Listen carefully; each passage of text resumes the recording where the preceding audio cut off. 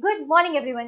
Hello, नमस्ते, नमस्कार। मैं तमन्ना सिंह स्वागत करती हूँ आप सबका ऑन दी प्लेटफॉर्म ऑफ क्रोचा अकेडमी। आशा करती हूँ आप सब अपने घर में स्वस्थ होंगे, मस्त होंगे और अपने एग्जाम्स की प्रिपरेशन बहुत अच्छे से कर रहे होंगे। तो आपकी एग्जाम्स की प्रिपरेशन को एक एक्स्ट्रा एज देने के लिए हम लोग लेकर आए हैं आपके लिए नर्सिंग एप्टीट्यूड और कुछ कंप्यूटर बेस्ड क्वेश्चन जो आपके एम्स सीआरई के एग्जाम में पूछने जाने वाले हैं। तो आज के सेशन में हम ऑलमोस्ट 20 क्वेश्चंस डिस्कस करेंगे और इस सेशन को स्टार्ट करने से पहले आपको एक रूल को फॉलो करना है कि जो भी मैं आपको इन बिटवीन सेशन के जो क्वेश्चंस पूछूंगी वो आपको कमेंट सेक्शन से मुझे आंसर करने हैं और जब मैं ये क्वेश्चन सॉल्व करवा रही हूँ तो आपको अपने साथ एक पेन और पेपर लेके बैठना है ताकि जो भी आंसर मैं सॉल्व करके निकालूं या मैं बताऊं उससे पहले आपके आंसर आ जाने चाहिए। तो चलिए आज के सेशन को शुरू करते हैं। ऑफ 12 एंड 15 आपको 12 और 15 का कंबाइंड एलसीएम बताना है। तो जब हम एलसीएम निकालते हैं तो हम लोग कैसे फाइंड आउट करते हैं? तो जो सबसे बेसिक फॉर्मेट होता है वो यही होता है 12 और 15 का। तो अगर हम देखें सबसे स्मॉलेस्ट टेबल हमने सेलेक्ट करनी होती है जिसमें ये दोनों नंबर आए, तो हम लोग अगर देखें तो 3 की टेबल में 12 भी आता है और 15 भी आता है। तो 4 टाइम्स 3 की टेबल में 12 आता है और 5 टाइम्स 15 आता है। ठीक है, अब देखें तो 2 की टेबल में 2 टाइम्स आता है 4 एंड देन 1 टाइम 5 एंड 5 1।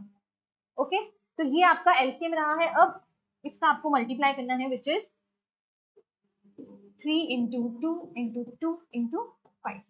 तो 3 इंटू 4 इंटू 5 और 12 5 जा 40, सॉरी 60, हाँ 60। So your answer is option B which is 60। तो ये बेसिक फॉर्मेट होता है किसी भी नंबर्स का एलसीएम फाइंड करने का। Next question, what does CPU stands for? जो हमारी कंप्यूटर में हमारा जो सीपीयू होता है उसका फुल फॉर्म क्या होता है ये आपको बताना है। क्या उसका full form central power unit, central processing unit, central performance unit और सेंट्रल प्रोग्राम यूनिट? इन चारों में से कौन सा है जो सीपीयू का फुल फॉर्म होता है? हमारा आंसर कौन सा हो जाएगा? Central processing unit. Okay, next question, who wrote Indian national anthem? अब आपको बताना है कि हमारे जो जनगण मन जो हमारा नेशनल एंथम था वो किसने लिखा था? क्या वो रविंद्रनाथ टैगोर ने लिखा था? क्या वो बंकिम चंद्र चटर्जी ने लिखा था? क्या वो सरोजिनी नायडू द्वारा लिखा गया था? या फिर सुभाष चंद्र बोस ने हमारे जो भी जनगण मन हमारा नेशनल एंथम है उसको लिखा था? तो ये तो बहुत सिंपल सा क्वेश्चन है, बहुत बेसिक क्वेश्चन है और इसका आंसर आप सबको पता है कि क्या होगा? रविंद्रनाथ टैगोर। लेकिन जब हमारे पास ये क्वेश्चन आया है तो हमें इस क्वेश्चन से सिर्फ एक क्वेश्चन का आंसर नहीं करना है। हमारे पास उन्होंने 3 और राइटर्स को मेंशन किया है, तो आपको इनकी डिस्कवरी के बारे में भी पता होना चाहिए। अगर हम बात करें बंकिम चंद्र चटर्जी की, तो इनकी कौन सी राइटिंग्स थी जो फेमस थी या फिर इन्होंने क्या क्या लिखा था? अगर मैं कुछ कुछ इनकी राइटिंग्स के बारे में बताऊं तो बंकिम चंद्र चटर्जी ने एक लिखा था आनंद मत, एक इनकी राइटिंग थी आनंद मत और एक इनकी थी कुछ नंदिनी करके थी, दुर्गेश नंदिनी। ये दो राइटिंग्स इनकी काफी फेमस रही थी, एक थी आनंद मत और एक थी दुर्गेश नंदिनी, जो किसने लिखी थी? हमारे बंकिम चंद्र चटर्जी ने।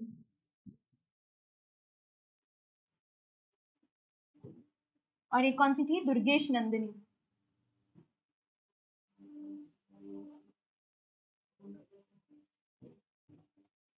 ठीक है, अगर हम बात करें सरोजिनी नायडू की, तो सरोजिनी नायडू ने ये बहुत अच्छी पोएट रही हैं। इन्होंने देशभक्ति के ऊपर बहुत सारी पोएम्स लिखी है, बहुत सारे इन्होंने राइटिंग्स लिखी है और अपने देशभक्ति के ऊपर, अपनी देश के लिए। तो आपको इसमें से एक होमवर्क है कि आपको सरोजिनी नायडू की सबसे फेमस पोएम आपको कमेंट सेक्शन में बतानी है कि वो कौन सी पोएम थी जो सबसे ज्यादा फेमस थी सरोजिनी नायडू की। ठीक है, और जो हमारे सुभाष चंद्र बोस थे उन्होंने क्या लिखा था ये भी आपको कमेंट सेक्शन में बताना है कि इनकी और कौन कौन सी इन्होंने कुछ डिस्कवरीज की थी। मतलब क्या इन्होंने राइटिंग्स किया था, क्या पोएम्स लिखी थी, जो भी राइटिंग्स इन्होंने लिखी थी उसके बारे में आपको कमेंट सेक्शन में बताना है। नेक्स्ट क्वेश्चन हमारे पास ये है कि आपको सिंप्लीफाई करना है 12 + 18 डिवाइड बाई 3। तो जब भी इस टाइप के क्वेश्चन आएंगे आपको बॉडमास रूल को ही फॉलो करके सॉल्व करना है। तो बॉडमास में जैसे 20 स्टैंड्स फॉर ब्रैकेट, तो सबसे पहले आपको ब्रैकेट सॉल्व करना है विच इज 12 + 18। तो जब हम 12 + 18 करेंगे तो हमारे पास आएगा 30 और जब हम 30 को 3 से डिवाइड करेंगे तो आंसर आएगा 10। तो आपका आंसर है option B which is 10। Next question, shortcut to copy text in Windows. तो विंडोज में टेक्स्ट कॉपी करने का शॉर्टकट क्या होता है इसके बारे में आपको बताना है। तो जैसा कि मैंने बोला है कि यहाँ पे हम अगर मैं 20 क्वेश्चन लाई हूँ तो ऐसा नहीं कि सिर्फ 20 क्वेश्चन ही आपको सॉल्व करके जाने हैं। हम ये सीखेंगे कि एक क्वेश्चन से हम और कितनी चीजों को लर्न कर सकते हैं और हमारी लर्निंग प्रोसेस को हम कैसे इंक्रीज कर सकते हैं। तो यहाँ पे आपके पास क्वेश्चन है कि आपको सिर्फ कॉपी टेक्स्ट करने का शॉर्टकट बताना है। तो अगर हम यहाँ पे बात करें इन सारे कमांड्स की, तो जो Ctrl+V कमांड होता है, ये कमांड होता है पेस्ट करने का, ठीक है। Ctrl+X कमांड, X कमांड होती है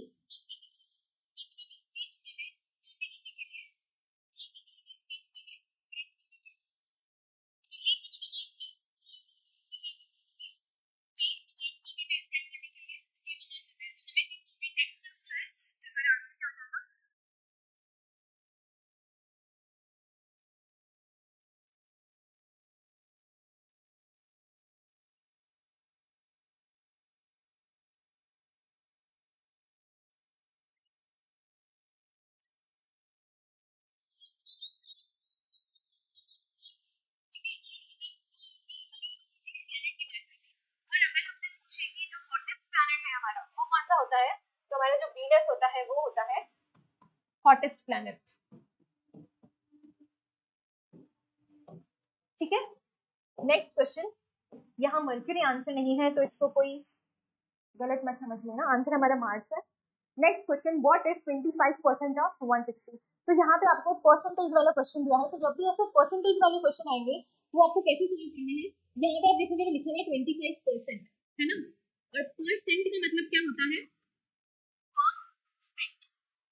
पर मतलब 1 एंड सेंट मीन्स 100, तो परसेंट, अब इसे 25% बोला है तो 25%, ठीक है। 25% ऑफ 160, तो यहाँ पे हम 160 को मल्टीप्लाई कर देंगे, और जब हम इसको सॉल्व करेंगे तो हमारे पास क्या आएगा, 5 5s are 25, 5 2s are 10, and 2 8s are 16, and 5 8s are 40. So your answer is option C, which is 40. Next question, which of these is an input device? अब आपको बताना है कि इनमें से कौन सा डिवाइस है जो as a input device work करता है। इनपुट डिवाइस मतलब जब भी आपको, मतलब जैसे अगर कंप्यूटर सिस्टम है उसमें आपको कुछ ऐड करना है, तो आप किस सब्सटेंस के थ्रू या किस ऑब्जेक्ट के थ्रू आप कुछ भी सिस्टम को कमांड देना है या उसको कुछ इनपुट करना है, कुछ टेक्स्ट करना है, तो वो किसके थ्रू करोगे वो आपको इसमें पूछा गया है। तो क्या प्रिंटर के थ्रू आप कुछ इनपुट कर सकते हो?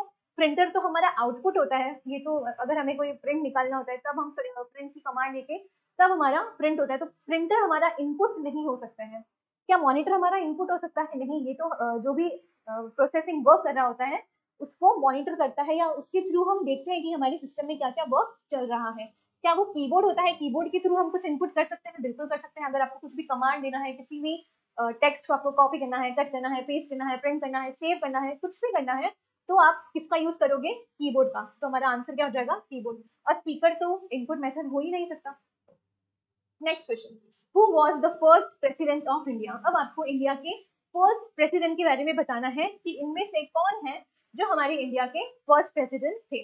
राजेंद्र प्रसाद, एस राधाकृष्णन, जाकिर हुसैन, जवाहरलाल नेहरू। इनमें से बताना है आपकी फर्स्ट प्रेसिडेंट कौन थे। तो हमारे फर्स्ट प्रेसिडेंट ऑफ इंडिया कौन थे? राजेंद्र प्रसाद। और इन्होंने कब तक जो है प्रेसिडेंसी की सीट को कंट्रोल किया था? वो डेट थी 26 जनवरी 1960 टू 31 मई 1962, ठीक है। तो ये चीज भी आपको याद रखनी है। नेक्स्ट क्वेश्चन हमारी कंप्यूटर स्क्रीन पे, what is the square root of 144? Square root means 144। अब आपको बताना है कि जो 144 है वो किसका स्क्वायर है। क्या वो 12 का स्क्वायर है, 14 का स्क्वायर है, 13 का स्क्वायर है, या 15 का स्क्वायर? अगर हम एक चीज यहाँ पे ऑप्शंस में देखें तो ये हमारे आते हैं ऑड नंबर्स, और ऑड नंबर्स का स्क्वायर इवन नंबर इस केस में नहीं हो सकता है, तो ये दोनों ऑप्शन ऐसे ही कैंसिल हो गए। अब अगर हम इनका स्क्वायर करके देखेंगे तो 12 into 12 इज इक्वल टू 144, तो हमारा आंसर क्या हो जाएगा? Option A, which is 144। Which river is the longest river in India? इस क्वेश्चन के बारे में आपको बताना है कि हमारे इंडिया में कौन सा रिवर है जो लॉन्गेस्ट रिवर है। यमुना, गंगा, नर्मदा और ब्रह्मपुत्र, ये 4 रिवर है जिनमें से आपको बताना है लॉन्गेस्ट रिवर कौन सा होता है। तो वो कौन सा होता है? हमारा Ganga. Ganga is the longest river of India. सबसे लंबी नदी भारत की कौन सी है? Ganga. Next question, RAM stands for. अब आपको बताना है रैम का फुल फॉर्म, कि रैम का फुल फॉर्म क्या होता है। Read access memory, random access memory, read and modify और रियल एक्टिव मेमोरी। ये 4 ऑप्शन है, इनमें से आपको बताना है कि रैम का फुल फॉर्म क्या होता है। तो क्या रीड एक्सेस मेमोरी होता है? बिल्कुल नहीं। क्या रैंडम एक्सेस मेमोरी होता है? एब्सोल्युटली। तो हमारा आंसर क्या हो जाएगा? Random access memory. अब आपका होमवर्क है कि आपको मुझे रोम का जो फुल फॉर्म है वो आपको कमेंट सेक्शन में बताना है कि ROM विच इज रोम, उसका फुल फॉर्म क्या होता है। Next question, what is the value of pi? Pi की वैल्यू आपको बतानी है। पाई तो पाई की वैल्यू क्या होती है? 3.14 और we can write it as 22/7। तो ये दो वैल्यूज होती हैं पाई की, ये डेसिमल फॉर्मेट में और ये डिवीजन फॉर्मेट में। तो हमारा आंसर क्या हो जाएगा? Option number B. Next question, binary language uses which digit? जो हमारी कंप्यूटर की लैंग्वेज होती है, जो लैंग्वेज कंप्यूटर अंडरस्टैंड करता है, वो कौन सी लैंग्वेज होती है? इंग्लिश, हिंदी, मराठी कुछ भी नहीं होती है, वो लैंग्वेज होती है बाइनरी लैंग्वेज। और वो कौन से डिजिट्स को यूज करता है? They are 0 and 1। Next question, who invented the telephone? जो टेलीफोन था, अभी तो स्मार्टफोन्स आ गए हैं, तो जब फर्स्टली इन्वेंट हुआ था टेलीफोन, तो वो किसने इन्वेंट किया था, ये आपको बताना है। और साथ में जो दूसरे साइंटिस्ट आपको दे रखे हैं, इनके बारे में भी हम थोड़ा डिस्कस करेंगे। तो जो हमारा टेलीफोन था वो हमारा ग्राहम बेल भाई साहब ने डिस्कवर किया था। इसको याद रखने का एक हम लोग ऐसी ट्रिक कर सकते हैं कि बेल बजती है तब भी आवाज आती है ना, घंटी बजती है तब, तो वैसे ही फोन भी रिंग करता है तब उसकी भी घंटी बजती है। तो वो उससे आप लोग याद रख सकते हैं कि हमारा जो इन्वेंशन था टेलीफोन का, वो किसने किया था? ग्राहम बेल ने। नेक्स्ट क्वेश्चन हमारे पास, अगर हम इसकी और साइंटिस्ट की बात करें तो अलेक्जेंडर फ्लेमिंग। अलेक्जेंडर फ्लेमिंग जो साइंटिस्ट थे, उन्होंने, ये साइंटिस्ट थे जिन्होंने फर्स्ट एंटीबायोटिक को डिस्कवर किया था और उसका नाम था पेनिसिलिन। जो पेनिसिलिन थी फर्स्ट एंटीबायोटिक, वो किसने इन्वेंट किया था? हमारे अलेक्जेंडर फ्लेमिंग ने। ठीक है। नेक्स्ट ऑप्शन है इसैक न्यूटन। न्यूटन को तो कौन नहीं जानते यार, जो हम लोग फिजिक्स पढ़ते हैं वो सारी हमारी न्यूटन भाई साहब की ही देन है। नेक्स्ट क्वेश्चन है हमारे पास थॉमस एडिसन, और तो थॉमस एल्वा एडिसन, इन्होंने क्या किया था? इन्होंने हमारी जो इलेक्ट्रिसिटी थी उसका इन्वेंशन जो था वो थॉमस एडिसन के थ्रू हुआ था। नेक्स्ट क्वेश्चन आपकी स्क्रीन पे, व्हाट इज क्यूब ऑफ 5? 5 का क्यूब आपको बताना है। तो 5 का cube means 5 times 5. 5 5s are 25 and 25 5s are 125. So your answer is option C, which is 125. Next question, which device is used to display output? जैसा हमने अभी देखा था कि हमने कीबोर्ड को यूज किया था इनपुट करने के लिए। हमारा इनपुट डिवाइस कौन सा था? कीबोर्ड। तो अब हमें बताना है कि हमारा जो आउटपुट डिवाइस है वो क्या होता है?